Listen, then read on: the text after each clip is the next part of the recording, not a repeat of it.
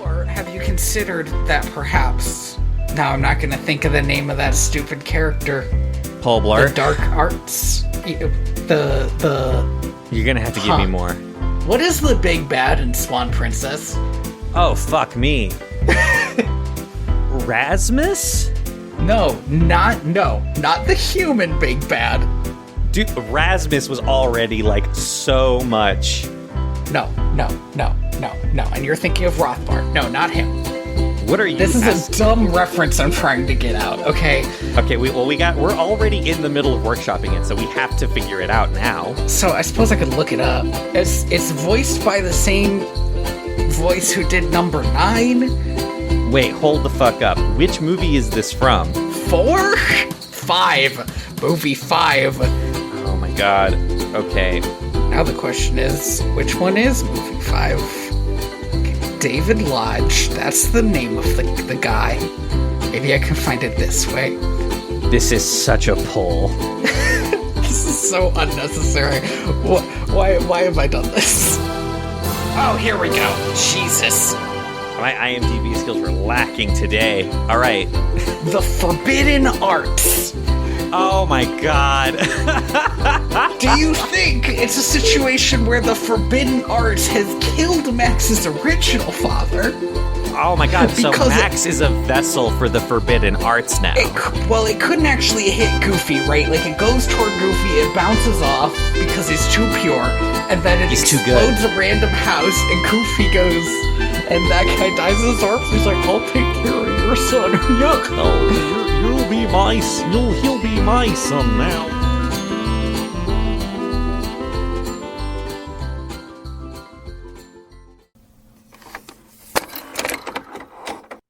Welcome to Direct-to-Video. VHS? A podcast where we pair movies like fine wine. And we have quite a good and interesting vintage today, to say the least.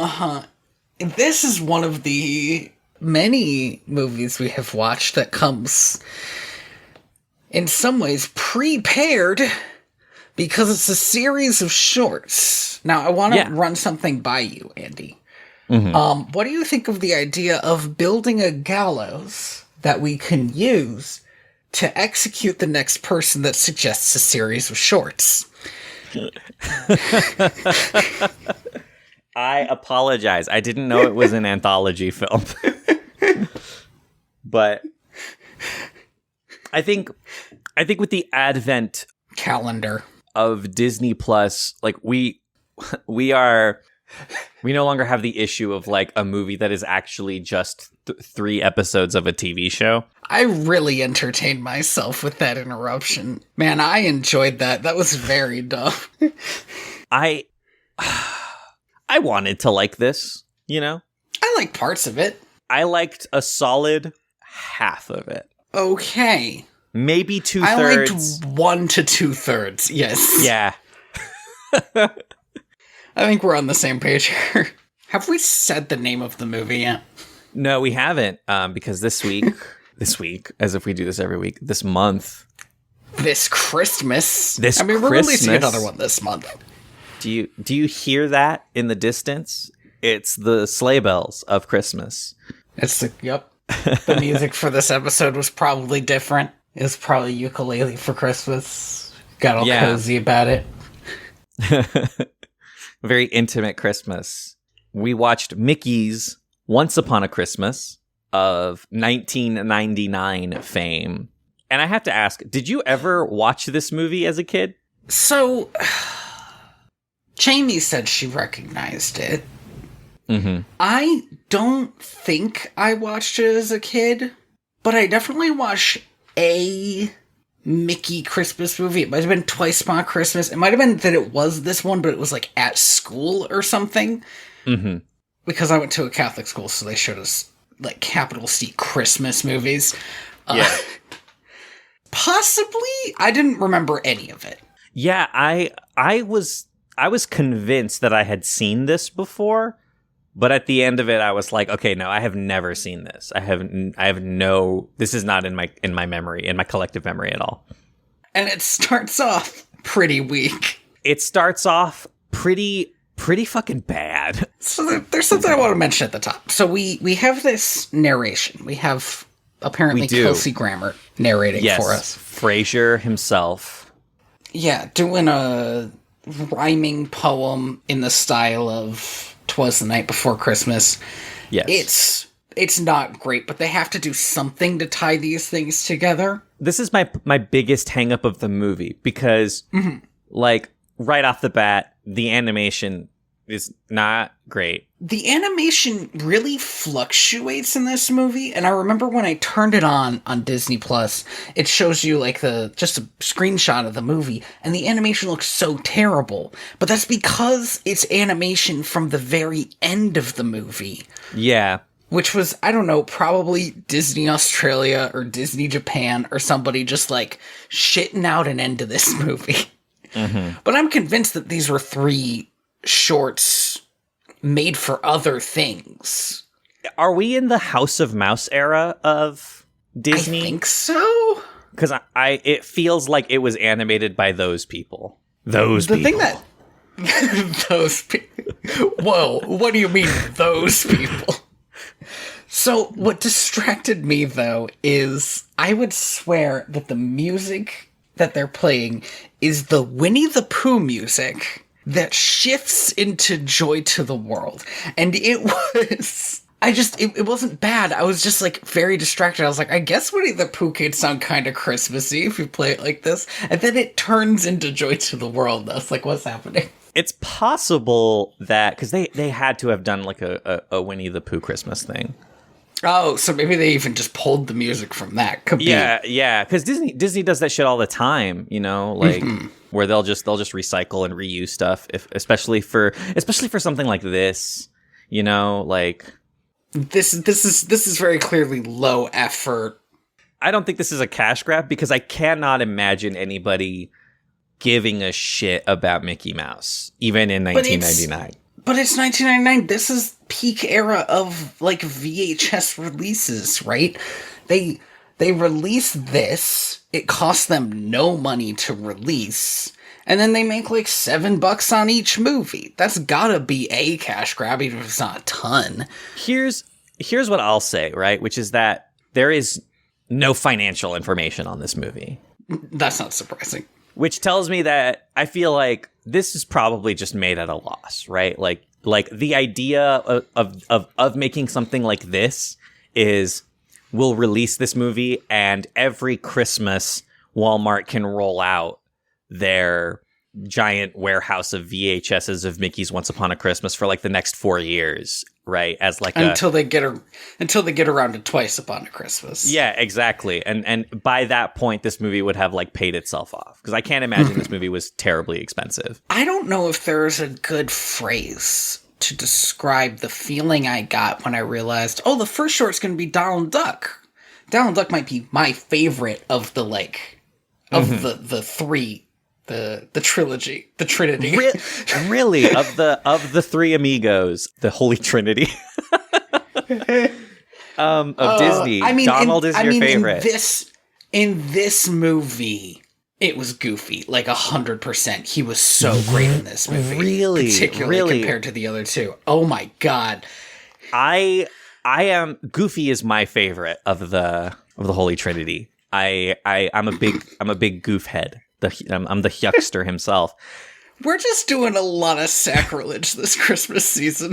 It's tis the season, man. But I think Mickey really won the day for me on this one. Interesting. Which is wild because he is the most nothing of them. Yeah, generally that's his issue. Mickey is too much of an everyman. So I was like, oh yes, the first short's Donald Duck, and then I read the name of the short. I can't remember the name of the short, but it's very clear that it's going to be Christmas every day. Stuck on Christmas. And I was like, oh no. I immediately went all the way back down because I don't think, because everybody's done this. I don't like I don't like Groundhog Day, the movie. This might come as a Groundhog Day, surprise the to movie, everybody. Is great. I was surprised that they did Groundhog Day in this. I did not think that because I am more used to the Elmo Christmas movie or the I guess Fairly Odd Parents is the other one. There's my other touchstone here. Wow. Where every day's a new day, but it's still Christmas. Oh, I see. But in this one, they just relive the same day every day, and that would get not only old and exhausting, it would get miserable within like 3 days. We go full nightmare mode. But it takes them like a solid month to even stop being normal assholes. So this is the big problem. You have touched on the big problem, which is that this is not a Donald Duck short. This is a Huey, Dewey, and Louie short.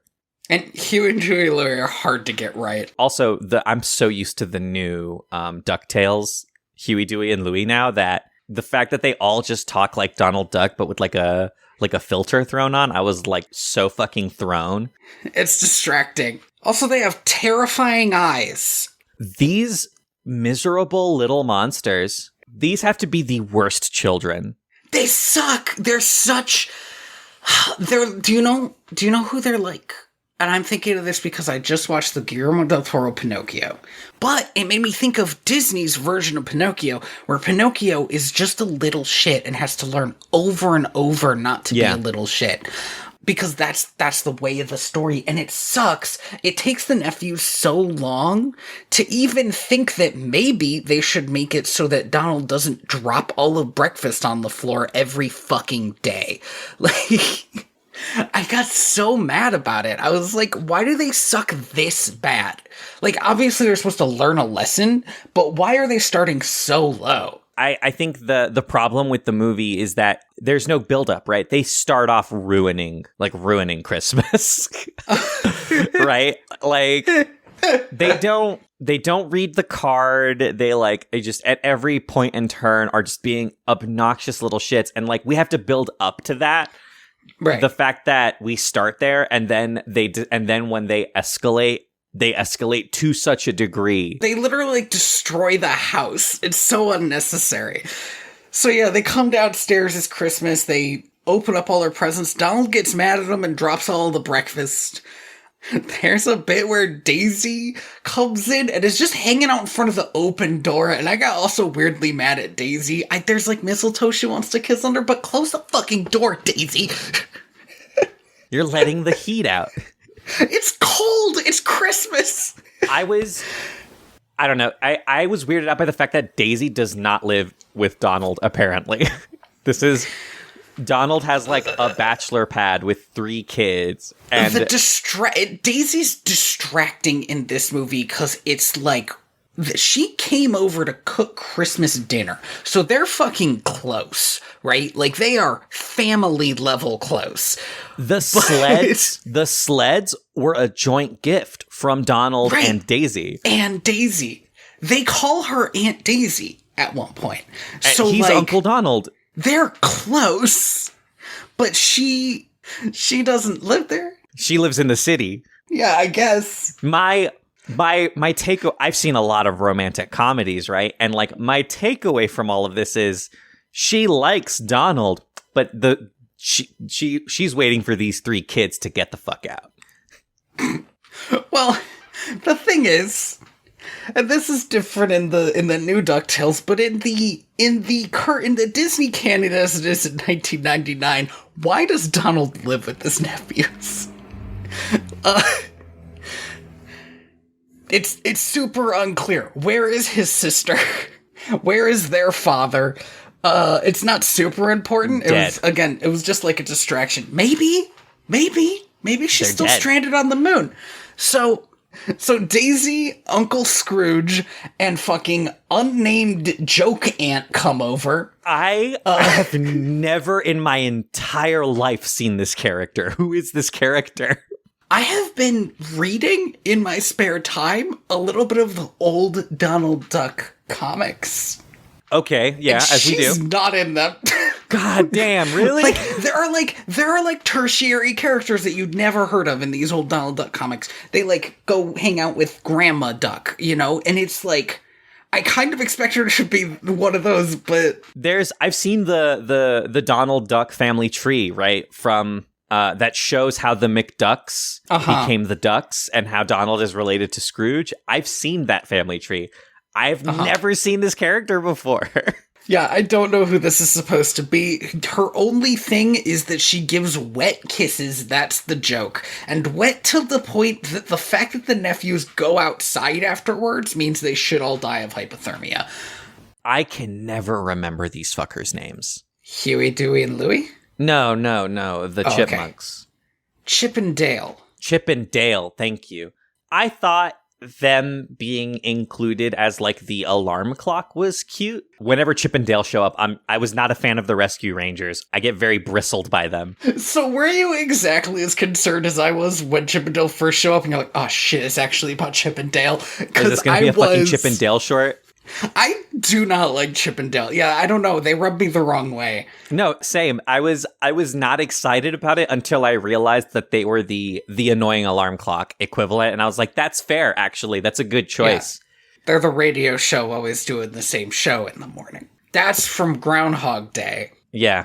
I say out loud in case you have actually forgotten what happens in Groundhog Day. So they're doing Groundhog Day. They wish for it to be Christmas every day. The freaking idiots. This is the height of like monkey's paw wish making. Like, you cannot do this. You gotta be specific. It's not even a good wish is the thing. Any critical thinking at all would make you realize this is a worthless wish. Then they wake up the next day. I was gonna say, they could wish for their parents. Like, they wasted it. If I was them, I'd be pissed, right? Because you do this as a child full on with the expectation that it's not going to happen. I would be furious. Happened, and it's like, did we waste our Christmas wish on the worst Christmas wish? Fuck. Literally, Elmo learned not to do this, and he's Elmo. Then they wake up the next day, and they're scared. Like, they treat this like it's a horror movie, which is... It was a fun vibe, but I was confused. That's the thing is that the framing of this in the short is truly nightmarish, right? Like, This is there is no fun to be had here. This is just misery. So yeah, they speed run the day. We get like a pretty intense montage. Okay, how many pages, I didn't stop and count, how many pages would you say fly by the camera in this montage where they are literally doing the same thing every day? By which I mean opening up their presents and playing with them, going outside with their sleds, coming back in and being real obnoxious at the table, and then ignoring the family while the family sings literally the worst Christmas carols. How much time do you think has passed? Double digits, right? We are looking at least 25, max 50. Okay, see, that's what I thought. But that's so much time. It takes them so long to get tired of doing the same thing every day and being literally the worst about it. And I know we've talked about this before. I'm not sure if we've talked about this on a podcast, right? But like day 3, I'm breaking the script, right? I'm pushing this as far as it can go. I mean, in Groundhog Day, I believe day 2, he was like, I'm not fucking dealing with this. I'm not doing this day again. Like, yeah, I just don't. Part of the problem is like, I don't really care for this premise unless the character going through it is like an interesting person. I don't give a shit about Huey, Dewey, and Louie. I want them to die.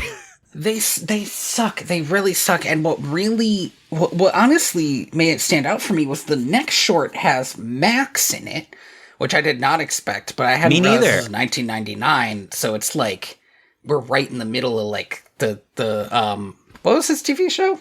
Goof Troop. And he was great. I really enjoyed how selfish Max was in that movie, in that short, because he is selfish in the way that a kid is selfish. So, and comparing it to these little fucking shits. And also, Uncle Scrooge doesn't do fucking anything in this short, and he's like one of the most interesting Disney characters. For him to just be like, no, I want to sing my carols. Like, what are you doing, Scrooge? On my piano. No, it is very Scrooge to, like, have a piano delivered to Donald's house so that he can use it. That's funny. But they don't examine this at all. Anyway.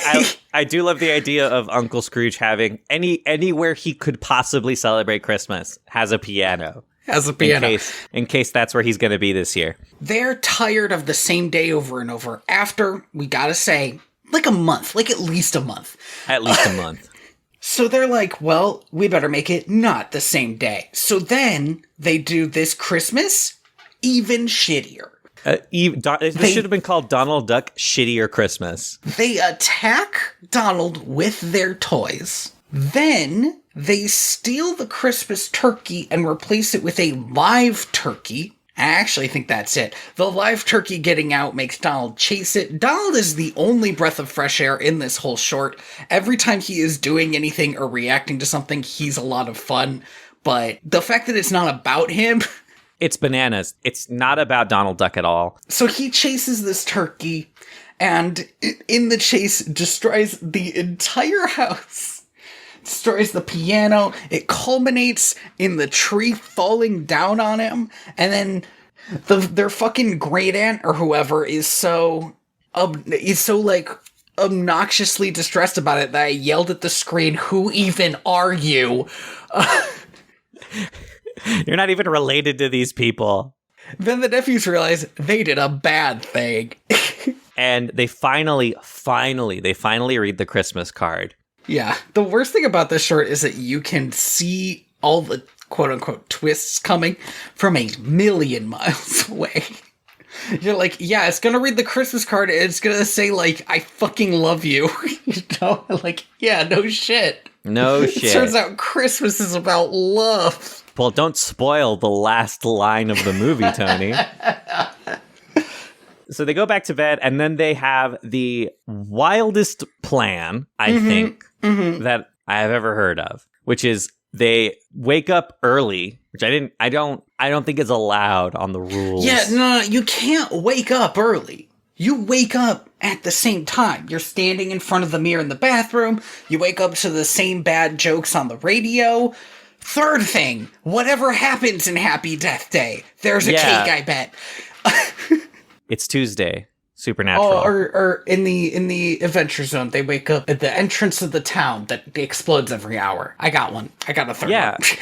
Anyway, the point is, you're stuck at the same timeline. Yeah, you can't decide to start before go. But they do. It's a badly written short anyway. No.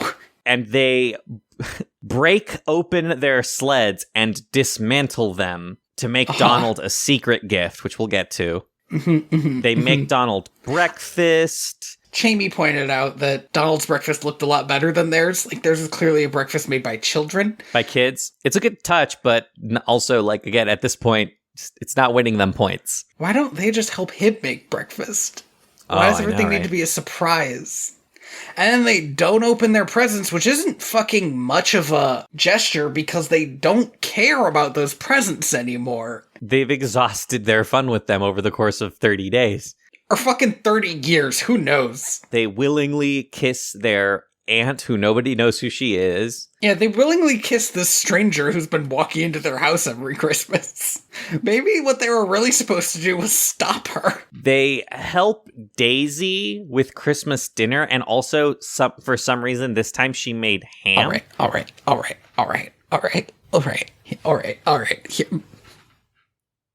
How? How? Oh, they carry it. No. They help her carry it. No. How is there a ham? Oh, how is there a ham? I don't know. Where did it come from? You can't just create a ham whole cloth. And they clearly never leave the house this day. Like, that's the point, because they're not going out and sledding. So, like, where is the ham? I think this was just, like, cut from the script, but it was a signal to me the viewer that this was almost over. But that's the thing. At the end of Groundhog Day, the radio station is playing the same song, but like it's playing a different part because they're just like playing the same song they played yesterday. And he's like, wait, that's different. And that's how he knows. And that's how he knows. So that's how we knew. But the nephews did not care that it was a ham. They should have been like, holy shit, it's a ham. I did like that the turkey got in on eating the ham. That was a good bit, a little bit of respite from this nightmare. The ham was distracting. So then they join in on the Christmas caroling. And I gotta say, caroling at home to no one is weird, right? I mean, like, isn't the point that you're going around and bothering people at their house? So that is part of it. But I feel like there is like an old-timey idea, and Scrooge is maybe at the right age to still like this old-timey idea. I believe at this point he is still he still canonically made his money from the gold rush. But there is this idea of like playing music on the piano, and like this is what you're doing in the evening, just singing some songs together, because they don't have TV. Now I always liked, the Charles Dickens ghost story idea better. If you're stuck with your family, like, or they could play a game. We always played games when I was a kid. They don't play any games. Yeah, that's my go-to, is like, you know what? I fucking hate Monopoly, but if we're going to be here for another 4 hours, you know how long Monopoly is? We're going to burn 4 hours on Monopoly. Unless we just played a first loss, then we're okay. But yeah, like, these days, we have access to much better board games. So I hope that I never have to play Monopoly again. And that's it. They're free. Sorry, I do need to mention something. Chip and Dale clear out all their Christmas stuff on the 26th. Yeah, they just throw it all out. So this is how you know that Chip and Dale are criminals. Because literally, who do you know that does this? Oh, those two. Yeah, they stole that stuff. Come on. Yeah, and then and they made the thing that they made for Uncle Donald was a boat made from their sled. So I guess it's more like a sleigh in the shape of a boat? Yes, yeah, that's what I would say. It's a boat sleigh. And the next day they push him up a hill to go down it, and I'm fucking done. Yeah, and roll credits, whatever. There's like one last little slapstick. We're done.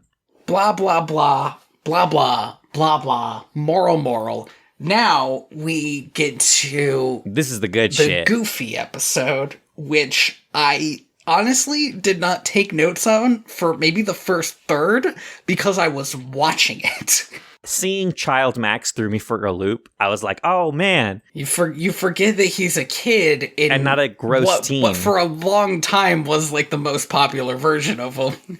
And they only aged him up for the movies. Because my first note is how Goofy killed somebody Phantom of the Opera style, but that's not till later in the show. Yeah, that's a while in. Okay, so Goofy is writing a letter to Santa, and Max is like, we gotta get to the mailman. Mailman passes by. I literally thought this whole short was just gonna be this nice little short where they chase down the mailman. I thought it was all gonna be goofs, I thought it was gonna be all slapstick. This short goes way harder than that. There was a moment where I was like, oh yeah, and then they're gonna catch up to the mailman and we're done. And then we weren't done. And then at that point, I couldn't predict what was gonna happen next. Every twist in this short, I was like not ready for. My second note in this short is, why is this short still on? Like, I was literally shocked and confused. So they get on Max's bike. Goofy's like finishing up the letter on the back while Max is tearing after the mailman. He takes a shortcut through the mall. Burning rubber. Goofy gets disconnected and has to catch up. There is a bit where he kills a guy Phantom of the Opera style. He drops a whole giant ornament on him. There was a store called Lumberjack Lingerie. I thought that was a really fun joke. I was distracted by that. I was like, what do these things have to do with each other? There's also another store called CEO Toys, and I was distracted by that too. I'm pretty sure CEO Toys is where he works in the Extremely Goofy movie for the factory. That's a fun connective tissue if that's true. But that's a weird connective tissue because that's got to be coming out like 10 years after this, right? No, it's only like a couple of years. There's like antics. It's like slapstick antics. It's good. And then Goofy shoots out of the mall and smashes into the mail carrier's truck and gives him the letter. Pretty good. And then I thought we were done. I really did. I thought that was it. It turns out that this extended classic Disney short that we just watched was the prologue to a much more asinine but still pretty fun story. I really enjoyed. I thought this movie had genuinely a lot of heart in it, particularly Same. after the other short that had no heart in it. That was like just the bare minimum they could do to get this dumbass message across. This one, Goofy the character has so much innocence, and he is trying to make sure that Max has all this innocence, and it makes you realize Goofy's like the nicest guy, and maybe any Disney character, full stop, the most qualified to be a father. Oh yeah. No, the Goofy chose to be a father. Max is his son, right? Yeah, I mean, Goofy had to get into the cloning tube or whatever. We know from the Goofy movie that Max is genetically a goof. Yes. So poverty exists in Goofy world. Okay, so I want to mention something first. What the hell is wrong with Pete? I don't mean as a person. He's a bad person. I mean, is he sick? He's like gray in this movie, and I don't know why. He's not nearly as washed out in the next one. Yeah, so that's what was really distracting about it, is I was like, Pete looks ill. And then the next one, he looks fine. Maybe family life doesn't work for Pete. Yeah, if he's not engaging in like full speed capitalism, he's just sick. I have to say, Jim Cummings not doing his best in this one. I don't know. He sounds better in the next one too. Maybe it's because Jim Cummings is doing like a lot of work in this movie, but this reading just didn't feel good to me. It's a real interesting take on Pete too, because he tells Max that Santa Claus isn't real, but the way he's telling him feels like he's like trying to let him down easy. He's like he doesn't want Max to like go his whole life thinking this. And then when Goofy comes back out, he's like, "Merry Christmas!" Blah, ha, ha, ha, ha. And I'm like, what's my read on you, Pete? What am I supposed to think about this situation?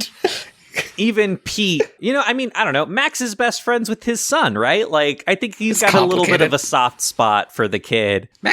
Pete doesn't have a soft spot for his son. Yeah, but Max is so much cooler than his son. That is true. He is. Maybe it's a classic cooler. case of parent wishing that other kid was their kid, or that their kid was like this other kid.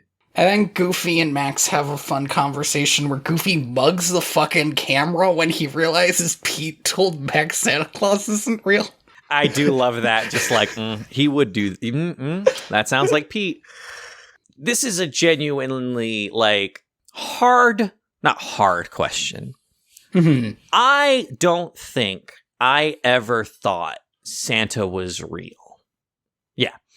To me, Santa Claus was just this, like, this is a bit that we're all doing, in the week leading up to Christmas, where we all pretend. That's why you like bits so much. They make you feel nostalgic for Santa. Yeah, I just, I don't think there was ever a time in my life, even in my youngest days, where I thought Santa Claus was real. Okay, I thought Santa Claus was real. All right, cool. How did you... To answer what I assume your question is going to be, I have 5 older sisters. Mm-hmm. One day, somebody asked me the question, "Oh, you don't still believe in Santa Claus anymore, do you?" And I said, "No." And from then on, I didn't. And that was it. But there was a fucking moment there where I was like, "Oh, no."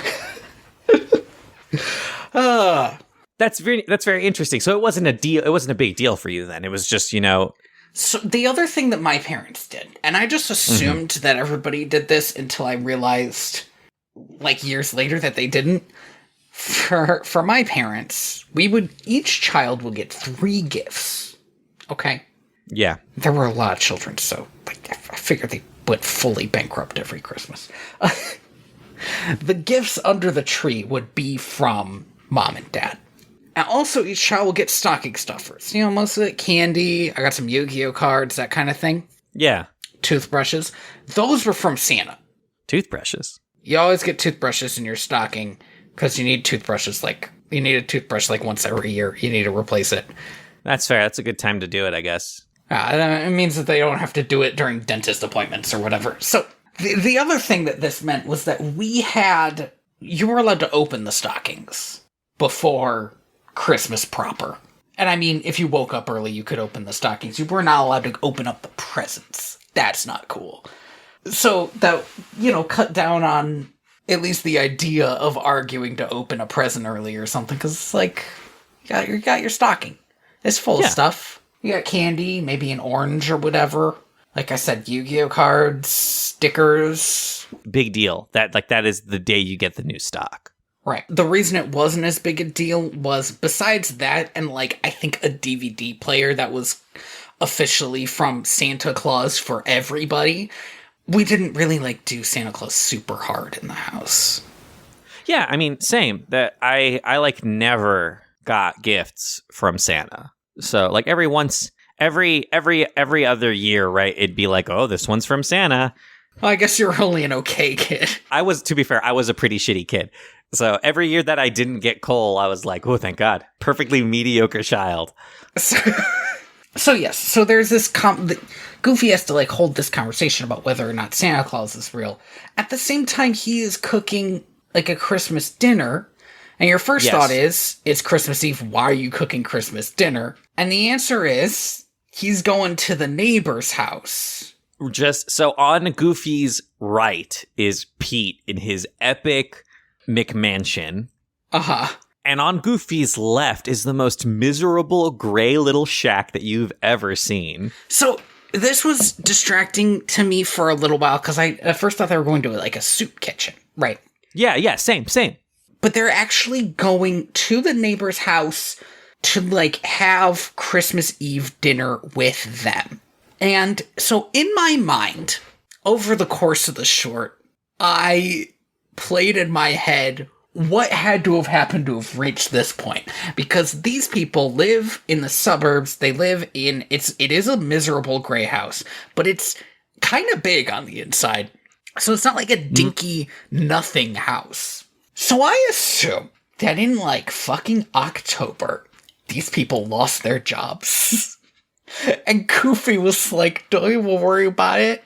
I'm gonna come over. I'll put on a Santa beard. They say to him, thank you for doing this. We weren't sure we were going to be able to make a Christmas for the kids this year. Which tells me that this was like a long-term anxiety, right? Like, it's pretty intense, and it makes me feel like that Goofy, this is the moment where I was like, oh, Goofy is the nicest guy. This was why I was like, oh, Goofy's the only one qualified to actually have kids. He's doing all of this stuff for the neighbors, and Max is so torn up about what Pete told him. And there's a moment where one of these poor little kids, this little poor kid, walks up to Max and is like, hey, do you want to play toy cars with me? I have 2 that I got from Santa. And Max immediately throws up his conspiracy board and is like, kid, I'm not sure that there is a Santa. And Goofy's like, Max, time to eat! One of my favorite things in kids shows is when you have, like, a slightly older kid coming in, like, dragging from a cigarette, like, I fucking know what the world's like out there, man. And it's like, you're 5. You don't know anything. Max has big Angelica energy. Oh, man. What good shit. So Santa comes down the chimney after Christmas dinner. This is real dangerous territory that Goofy was treading here. Poor Goofy. He had to have been planning this for, like, a few days or a week or something. Like, he was like, okay, so I'm gonna make the dinner, and I'm gonna come in as Santa Claus, give all the gifts, all the kids will be like, yay. And then, fucking today, Pete was like, Santa's not real. And like, my guy, if we could not have a crisis for 30 seconds, I'm trying to get these kids through Christmas. Oh man, Pete is definitely the kind of dad who's like my hard work got you that present. It's like, dude, calm down, dude. Big stepdad energy from Pete. No shade on, I guess, on actual stepdads. I'm sure there are. Many of whom are probably better than Pete. Probably at least half of them, maybe. I don't know. I don't know what the stepdad census is. Got a real coin flip of a stepdad situation. So if any kids listening, keep an eye out for that. Woof. So Max, the Christmas disguise is pulled off by a baby, which again, you gotta prepare for that kind of thing. You gotta have a beard under the beard. His beard's connected to his hat. The baby pulls off his hat and his beard comes off. And then Max freaks out, and it's like, this is why I really liked Max in this one, because he's being unreasonable in a way that a kid is. Yeah. Because if he was a little older, he would be like, I need to freak out about this later, because this is for these kids. But no, he's still like young enough to be completely selfish about this. But, like, reasonably, not in the way the fucking nephews are, who just suck. He's not doing, like, a tactical nuclear missile strike on this family for no reason. Yeah. He's full, my dad is Pepe Sylvia, fucking, like, freaking out about this. And this is where Goofy drops possibly the biggest bomb that this short could throw at me at this point. Mm-hmm. Which is, no, Max, Santa is real. And we're gonna prove it tonight. So. I'm convinced watching this that Goofy has bipolar disorder. I mean, because at first I was like, is Goofy on fucking coke? But no, Max is freaking out, and so he right into a manic episode, like immediately, just off the wall. And I don't mean this in any negative way. This is like how his brain is reacting to this, is how I'm seeing it. Like, he brings down Old Bear. Old Stuffed Bear. That's its Christian name. Which, to me, sounds like Old Stuffed Bear had been handed down to Max at some point, because Max gave it the name Old Stuffed Bear as a baby child. So, but it's supposed to be from Santa. So they go up on the roof. Max is so fucking done with this. He's like, you're just gonna fall off the roof. There's an amazing moment where after the Goofy reveal happens, Max is in his room and he gazes forlornly at a poster of snowboarding. And my genuine read on that was like, damn, maybe snowboarding isn't real either, dude. You're right. You're right. What is real in the world? So, but the thing is, Max spends a long time not sleeping, and like, okay, he's stressed because of the Santa thing. But at the same time, Goofy is on the roof with a searchlight and a telescope, and then he's on the lawn digging "Don't Forget Max" into the snow, like in huge letters so you could read them from a sleigh. And it's like 4 a.m. Genuine, like, heartwarming parent shit, right? Like, Goofy isn't doing this to be right. He isn't doing this to prove anybody wrong. He's doing this because he wants his son to get that magic back. The magic of Christmas. Well, I also had this weird read on it, which is like, it felt like he wanted somebody else to care about Max as much as he did. Like, yeah. Every year he asks for Max's happiness to give away the end in the letter to Santa. And like, the idea that Santa wasn't going to bring Max happiness was like tearing him apart. And so, yeah, he's like out there digging messages in the snow. He's got searchlights pointing everywhere. Max is eventually like, Dad, you gotta go to bed. You gotta go to bed. This is where we get the funniest punchline. It's fully insane. I thought, and I think rightly, I thought it was going to be Pete dressed as Santa so that he could, like... For his son. And his daughter. I think I have watched one episode of Goof Troop. I don't know. And this is so good. They see the silhouette climbing out of the chimney and they're like, oh my God, there he is. It's Santa. And then 5 million helicopters and spotlights shine on this man. And it turns out it's a robber robbing Pete's house. And the police are there. There's a huge sting operation. Yeah. It's fucking great. And then it's like smash cut. Goofy, and this is why I decided he was manic depressive and not just on coke, has hit the depressive episode of the evening. This is one of those things that I think is like fun in like movies. I do not think that this is fun in real life. No, it would be miserable, but seeing Max have to go into dad mode to console his dad. It's kind of fun because I don't know if you've ever had this situation. Yeah. But sometimes when someone is in a crisis, right, and there are 2 people in a crisis, one of the people kind of has to act like there isn't a crisis so that the other one can freak out. The other one has to not freak out so the other one can. And it's fun to have this energy, from Max and Goofy, where like, okay, one of them can be having a bad time at a time because the other one needs to be keeping it the fuck together. I just think it really works for both of them. Uh-huh. Because, they're both, I don't know, there's like a sense that they are both like codependent on each other. I mean, the Extremely Goofy movie gets into this in a way that's a little bit... I mean, look, he joined that college and then actually stayed out of Max's way most of the time. That is true. He lived his own life. He was ready. He was ready to grow up. But yeah, the fact that both of them are so like, they both need each other and they both need each other as like a support structure is fun and cute. In especially in this short and especially in this moment because Max goes all out. We get Tiny Santa. Right. Because Max dresses as Santa, slides down the chimney, which is an effort he did not need to put in. And for a bit, Goofy's buying it. He's like, I thought you'd be taller.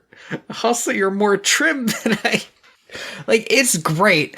And then he's like, I gotta introduce you to Maxie. And Max sprints up the chimney. He's like, oh, nope, sorry, too busy. But, you got what you needed. And then Max almost falls off the roof and Goofy catches him. And oh no, the disguise is gone. And Max has learned the lesson, right? Like, I was trying to do for you what you were trying to do for me, which is to keep the magic of Christmas alive. Well, and there's a message here that is a little bit undercut. Yes. There is a real version of Santa, and it is fucking making food for your neighbors who aren't going to be able to do Christmas this year. Mm-hmm. Right? It's making sure that this kid like has the best time he can when, Christmas isn't easy, right? It's often very hard. It would be nice if it were somebody else's job to do all the things. It'd be nice if Santa could come by and just do everything. But that doesn't happen, so sometimes it's gonna fall to you. And that is a great message that this movie has, and then undercuts. And then undercuts because fucking real-ass Santa shows up at the end, and is real. And just chucks a snowboard at Max. And then chucks snow at Pete. Doesn't even stop. And we get a little bit of humanity out of Pete here when he's like, oh my God, Santa's actually real. And I'm not a big fan of the Santa Claus movies. You think Pete should have killed Santa and had to become him? No. I don't know if you remember Pete this. Should have had to become Santa, and then he and his son go to the North Pole and meet all the elves.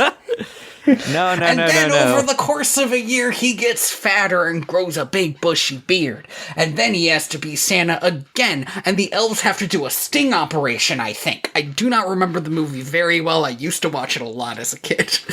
Same. I also don't remember the movie very well, but I do remember this, which is that Tim Allen is divorced. Uh-huh. And his ex-wife's new husband is a lawyer who never had a happy Christmas.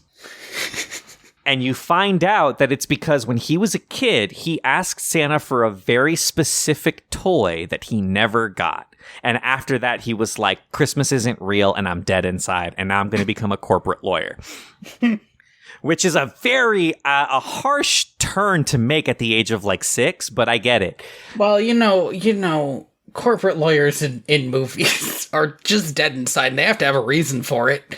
And so my read from that is that that's Pete's backstory. Pete just never got that yo-yo that he always wanted for Christmas. And after that, he's like, Santa's not real. Christmas is fake. Kids are dumb. I mean, kids are dumb, to be fair. I hate Goofy so fucking much. This guy believes in Santa. But also, he's my best friend. It's fucking complicated. It's complicated. Max goes to share his snowboard with the kid next door, which shows that he has learned his lesson, right? Because the big lesson of this Christmas short, that it does so much better than the other one, is basically, it's not all about you. That's just it. It's like, it's not all about you.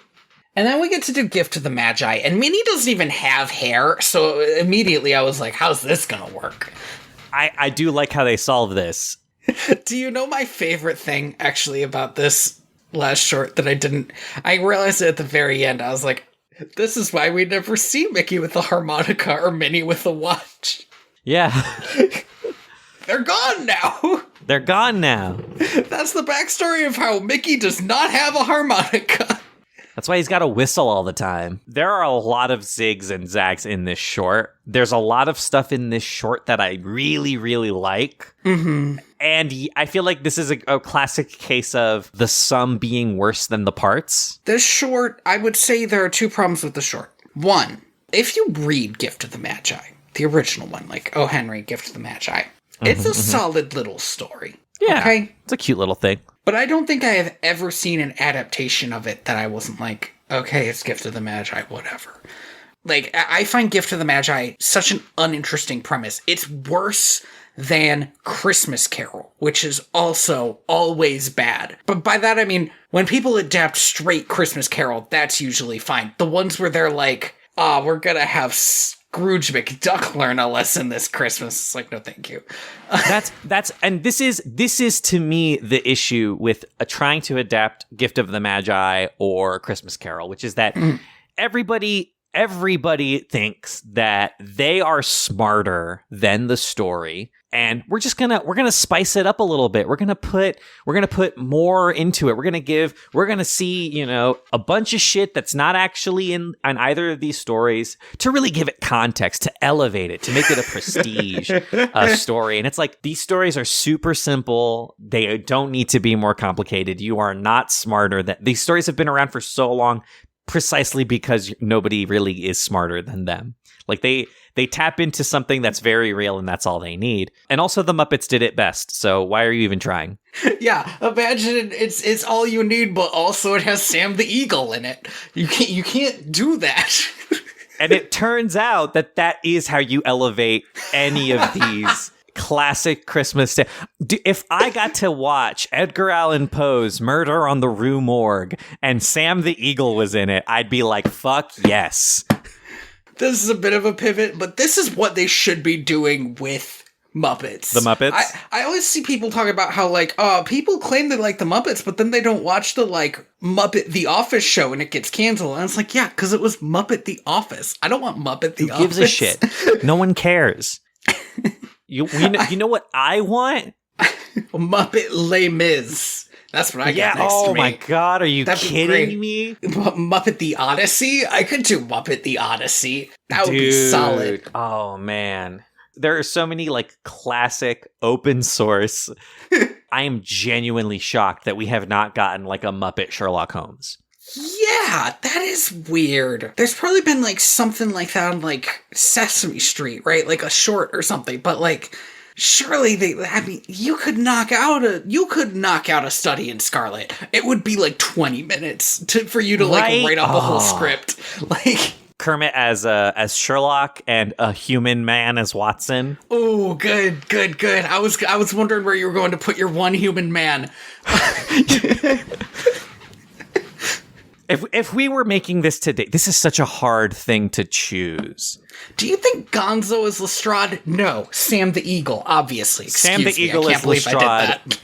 Gonzo is, what's that fucking kid's name? Wiggins? Yeah, something Wiggins, with the urchins. Wiggins. He leads the urchins, and then all the rats are the other urchins. Oh, and then you get the two rats as well. Like, oh, where are they all going? Oh my god, this is such a genius. Disney! What are you doing? Who would be your pick for Watson? This is the hardest thing to do. You have to pick a great human man. It's so hard to find a good, solid human man. Sam Richardson? Oh, okay. He is the protagonist in Werewolves Within. He would be really good as like a slightly comedic straight man among all the Muppets. And you would still buy him like helping to solve this mystery. I feel like that's my poll. I could see a lot of other people in this role, but I think he'd be good. No, you're right. That is a solid choice. God damn.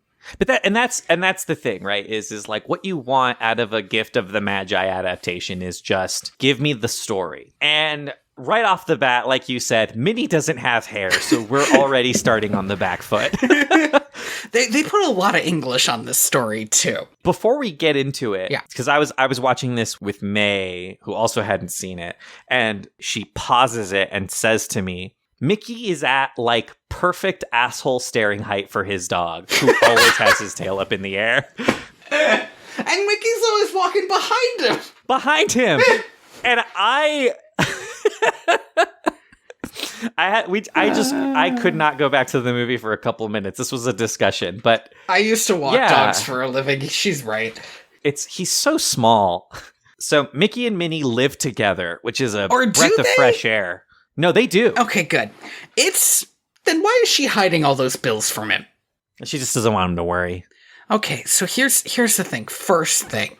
It's fucking Christmas Eve, and Mickey is dragging a Christmas tree into the house. And it's like, Mickey, get your fucking shit together.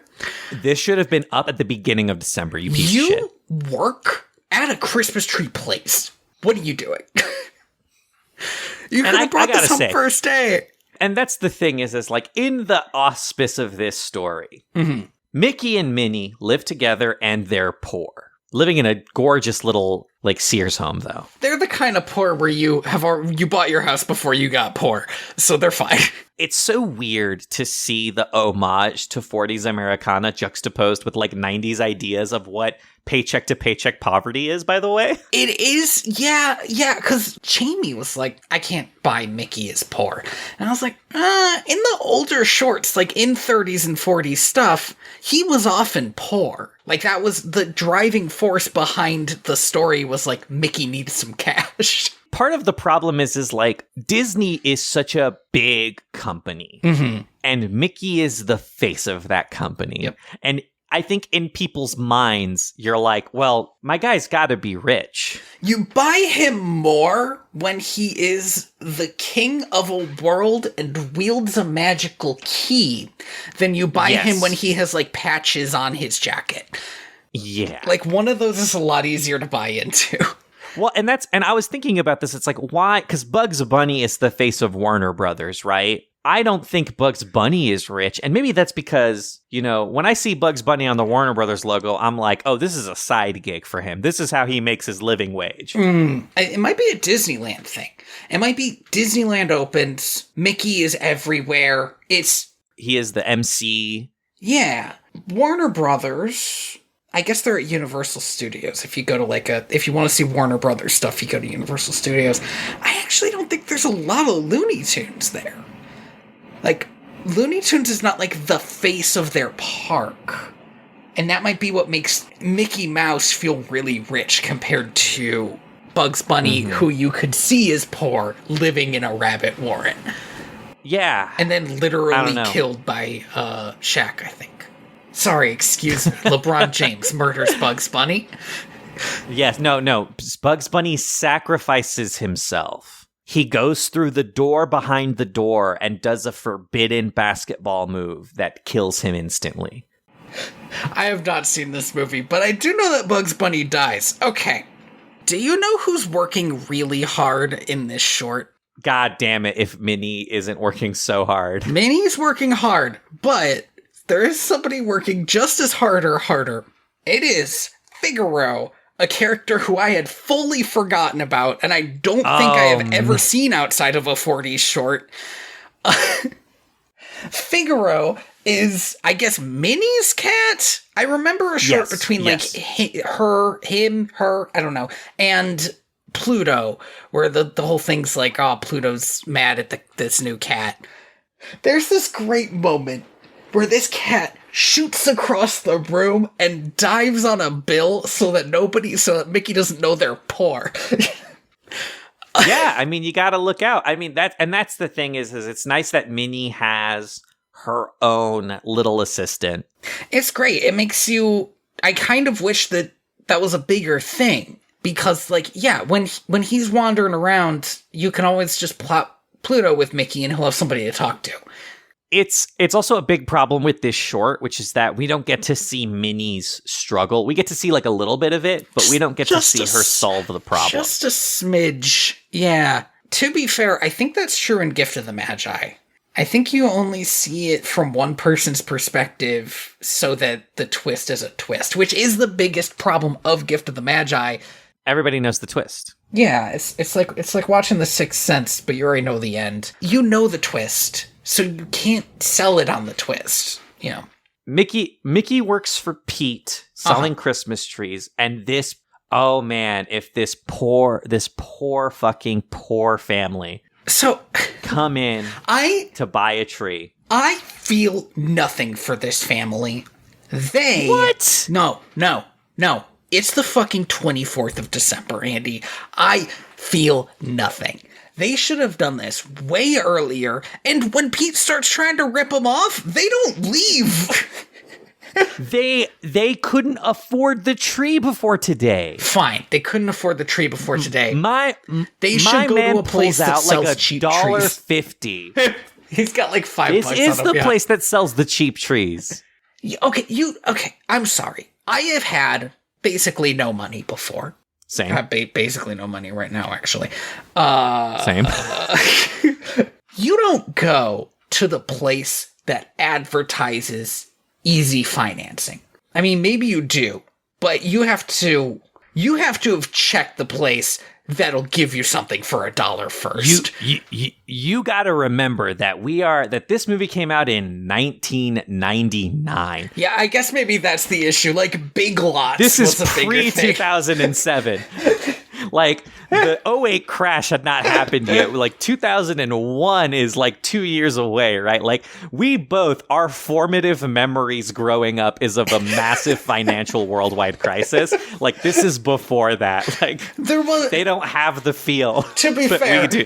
To be fair, there was a point where I realized I never wanted to buy anything on credit. Yeah. Okay. That's fair. Okay. And oh man, this guy doesn't want to buy these trees, but his kids are inhaling Pete's smoke and going, "Are we not gonna have Christmas, Dad?" And it's like, fuck me. Pete wants to sell him a 10-foot tree. Get another fucking mark, Pete. These are 10-foot trees. These should have been moved already. You can't sell this to just somebody who walks in. Pete's disgusting overt display of capitalism should be punished implicitly. But I gotta say, it felt good. Because you're not gonna believe what happens next, listener. So Mickey comes out with a tiny tree and is like, "No, you guys come buy this one." Guys, like, oh, this one was in the back, and Pete gives them like murder eyes, and they buy this like $1.50 tree or whatever. This fucking Charlie Brown ass Christmas tree. It's cute. It's fine. I like it. I like tiny Christmas trees. I'm not a fan. I got a tiny Christmas tree right now. I'm a fan of the small Christmas tree. They get this Christmas tree. They head out. Pete's so mad at Mickey that he says he's going to take that out of his pay. Mickey just takes it. And he doesn't even take it out of his pay. He literally just takes the money out of Mickey's bag, which was, all of it was a tip. Like, insane.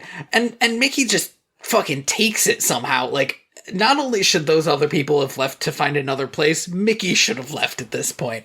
But then Pete for sure, does stuff, that huge wad of bills and his cigar, his lit cigar, in his back pocket. Why? I don't know. Pete's an idiot. He's just he forgot, and just his entire used car lot and Christmas tree lot just go up in flames. And I gotta say, the response time of the firefighters in this town, real good. They were on it, and they had to have been there for a while too. I think we cut over to Minnie real quick. Minnie's working real hard so she could get the Christmas bonus, which is apparently given to you on Christmas fucking Eve. I cannot stress enough how much Christmas Eve is not the time to do all these things these people are doing. I swear, like, these things need to be happening weeks in advance. But also, apparently only one person in the entire company gets the Christmas bonus. The Christmas bonus. And the Christmas bonus turns out to be a fruitcake. That, I guess the joke is that it's completely inedible because Mortimer, who she works for, bad use of Mortimer. I expect him to be way more of a creep. I always love seeing Mortimer. I feel like Mortimer is, like, underused as a villain in a lot of these. I did expect him to, like, also ask for, like, a kiss or something, because that's his deal. I expect him to be a little more freakish and nasty. But I love seeing Mortimer, in general. Again, I feel like we always have Pete around. It's just that he's not that evil. He's just uncaring. He's just a disgusting human. Well, he's a rat. Sorry, a rat. He's a disgusting rat. So he gives her this fruitcake. It fucking drops through the floor, and she has to, like, lug it out of there. And I guess it wasn't clear to everybody that the quote-unquote Christmas bonus was a fruitcake and not a Christmas bonus. So whatever. Yeah. Then we cut back to Mickey. He is sadly playing his harmonica. And so then he gets kidnapped by the fire chief. because the fire department was supposed to put on this big toy drive on the 24th. Go on. Yeah, again, a thing that should have been happening a week earlier. Or two, maybe. Like, they have to get these toys out. And there are all these people. There are all these fucking people standing around with wrapped gifts ready to donate. They're ready to hand these toys to the poor kids, but they can't because the Firehouse Band is not there because they're putting out a fire right now over at Pete's car lot. And also, we never see Pete again, so it's possible that he's dead. Go on. At the very least, hospitalized. This is the funniest fucking thing in this entire short. This is so good. But also, these motherfuckers are really just standing around with wrapped gifts and like, well, if the band's not going to show up, I'm just not going to donate. All right, obviously. Like, what am I, an idiot? Like, I could just give this to my own kids. Yeah. Yeah, they want their old Legos. So, I want to mention this because I think this is the time, this short, and I think this is my biggest issue, because you mentioned something similar. It keeps trying to not be Gift of the Magi. It's like every time it's going to be Gift of the Magi, it's like, well, let's wait a second. What if Mickey does a benefit concert for some orphans? Like, excuse me, what's happening? At this point, I thought that, like, somebody was going to be like, hey, thanks for doing this for us. Here's a necklace. Good God. Mickey was like, oh, I can't do this. I have to get a gift for my girl. And it's like, Mickey, ask them to get you the gift. Like, like, I know that this is for a charitable thing, but he's basically working for exposure. And, like, I'm sure these fire people have money. Just fucking asks Tell them you're good for it. You're not, but whatever. Ask them to go to the store and get this necklace, because that's what a human would do in this situation. But nope. So we had a big old musical number, and halfway through, the Firehouse Band does show up, and they are still smoking. Which is great. Good touch. No reason for Mickey to still be here, but whatever. He's having fun. But Mickey's got to finish the concert. Oh man, he's got 2 minutes to get to the store, and we get a little bit of a chase scene that we don't need. And he gets to the store just as the old dog. I feel like this is a like one of those background Disney characters that shows up whenever they need like an old man. I feel like I've seen this guy a lot. He's locking up the store, and Mickey's like, "Oh, you can't lock up the store. I gotta get a gift for my girl. I was gonna trade in my harmonica." And this is the most, this is where I was like, okay, so we're just not doing Gift of the Magi. Right. It really felt like they didn't want to do Gift of the Magi. Where he looks at the harmonica and he's like, "I'm sorry, son, this isn't worth anything." And so the weird thing about Gift of the Magi is, because then he starts playing a sad song and the guy's like, "Oh," and he goes and he takes the harmonica and he gives him the necklace, and it's like, so the weird subtext of the Gift of the Magi is this wasn't even a fair trade. And here's the thing. If you're gonna treat this as a charity case at this point, you old fuck, just give him the necklace for free. Like, why are you taking the harmonica for? Just give him the necklace for free. Oh, the spirit of Christmas really moved me. Your song was so beautiful, and I remember when I had a girl way back in the day, I wanted to get her a gift. Also, give me your jacket. Also, yeah. Also, give me that hat, actually. That's a really stylish hat that you've got. You know, I'm a dog, and your dog has a collar. I'll take that, actually. That's probably worth more than your fucking stupid-ass harmonica. I did make the joke when he couldn't sell the harmonica. I was like, oh no, he's gonna sell Pluto. So we finally did it. After all this time, we finally Gift of the Magi'd. And then because it's Gift of the Magi, I'm sorry, Minnie had a watch. Did we mention the watch? I don't even know. Yeah, Minnie had we got in a fun twist. Minnie has a watch and Mickey has a harmonica. That's it's nice. She's getting him the harmonica case. He gets her the chain for the watch. So they do Gift of the Magi, and then it just ends, because that's where Gift of the Magi ends, and it felt pretty anticlimactic, and the only thing I enjoyed about it was I was like, aha, that's why Minnie doesn't have a watch, and why Mickey doesn't have a harmonica. Now you know the rest of the story. This is a fun short. It really is. I think it's my favorite just because it has the highest highs, but it just doesn't come together at all to make like a coherent story. Yeah. So it's definitely like not as good of a story as A Very Goofy Christmas, but that one moved me.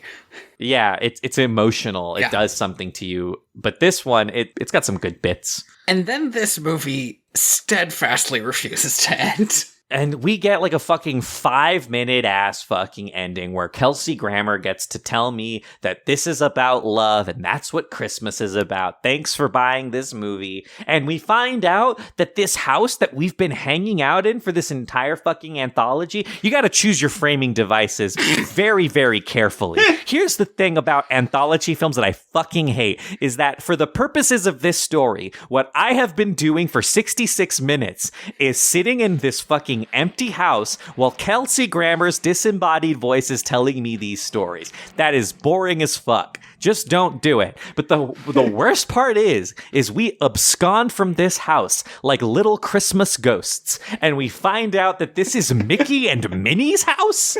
Maybe? They sure don't go into it. Yeah, they don't go inside, so maybe it is our house, or it's Kelsey Grammer's house, and they're just going there to carol in Victorian dress? I don't know. I'll say Max and Goofy look real stylish in their Victorian dress. I think they the worst. It off Donald best. looks the worst. Donald looks the worst. He just is not trying. Yeah. Put some fucking pants on, dude. If there was any time that you were gonna do it, it's in Donald's the Charles Dickens ass God-given right to not wear pants. He is a duck. We don't call it Donald ducking for nothing. Yeah, you're right. Okay, that's the end of the podcast. Hard cut there. I do want to take a little bit of it aside. I know you don't stick around for the end credits of these. Oh my god! Are you gonna say the thing I think you're gonna say? The end credits Christmas song sucks so bad. It sounds like if you were releasing a horror movie about Christmas, it would play this song. It's like sung all slow and creepy. I'm sick of Disney movies apparently forgetting how tone works when they're doing their music.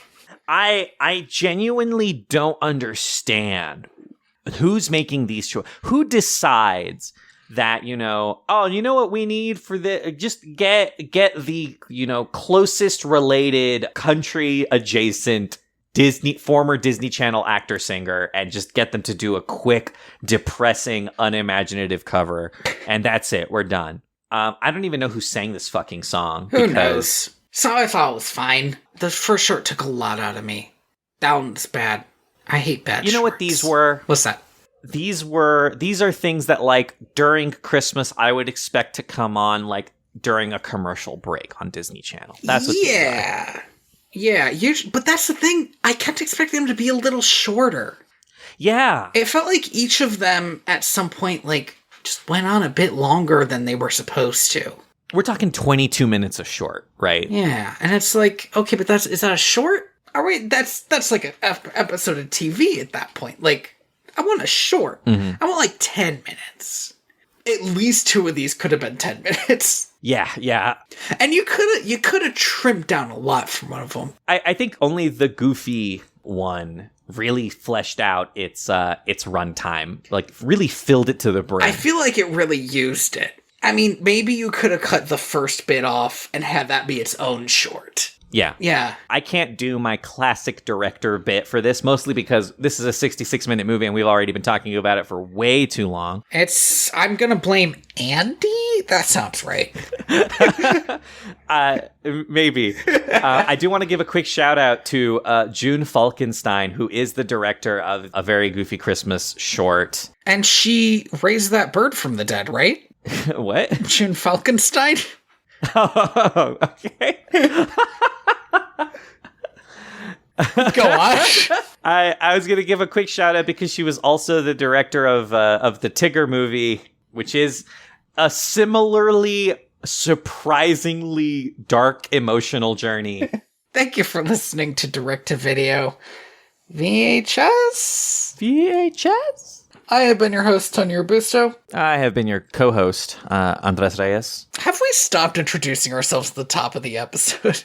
I think so. And I'm okay with that, right? Y'all don't need to know who we are. Our names are in the description. We're just 2 guys being dudes.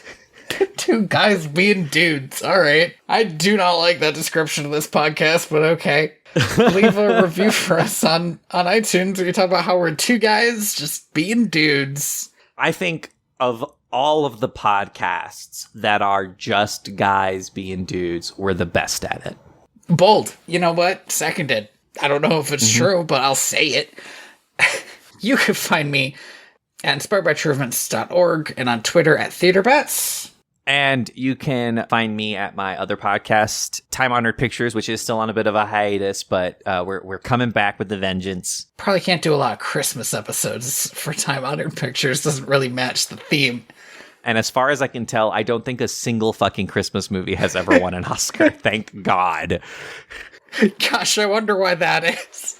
So yeah, you can find us over there. You can also find me on Twitter at @Realty_Valens, although for how long, who's to say? We'll see, but you can also find me I'm on co-host now. Mm-hmm. I do not remember my username because I fucked up and did not get my classic username. Okay, just go on to co-host and figure out what co-host is and how it works. And just go to co-host.org and, figure it out. I'll be there. Thank you to Lee Rosevere for, let's say, ukulele for Christmas. And Merry Christmas, Happy Holidays. If we get it, if we get this released on time, it should still be Hanukkah, right? So it's right in the middle of it. It's going to be released on time. It's going to be. I have to put my foot in the ground about this. That's not how that saying goes. I don't mean to sound like I doubt you. It's a busy time of year. I doubt myself, but we'll see. It'll be out. It'll be out at least before the end of the month. Okay, what are we gonna do next time? Next year, 2023. Next year. We got to start the year off strong. Uh-oh. It's a new season of direct-to-video next year. Okay. Is it? Okay. At this point, maybe so. I don't know. Every year is a new season, except for some of them. Except for the first 3, I think. But now we're on season 4, maybe-ish. It's been about a year. Uh-huh. Uh-oh. I think we gotta finish. We gotta finish what we started. Oh no! Before they make another one. Oh no! We gotta go back. We gotta go back to Swan Lake. What's this fucking movie called? Swan Princess, Kingdom of Music. No! Are we doing the China one? This is the one that is set in a China adjacent. Oh man. Oh man. In fact, I'm pretty sure the next 2 that we're watching are themed in this weird. And I think they might have aged up Elise for this too. Oh, I don't know, dude. I do not know. Okay. Woof. This one's gonna be a journey. This one's gonna be bad, but you gotta start the new year off right. It's like we're at the top of a roller coaster, and I look down, and there's no tracks on the other side. There's just the forbidden arts. I sure hope we cut out the 8 minutes we spent trying to find the forbidden arts. I'm gonna make a call on it when I get there. We'll find out. We'll see.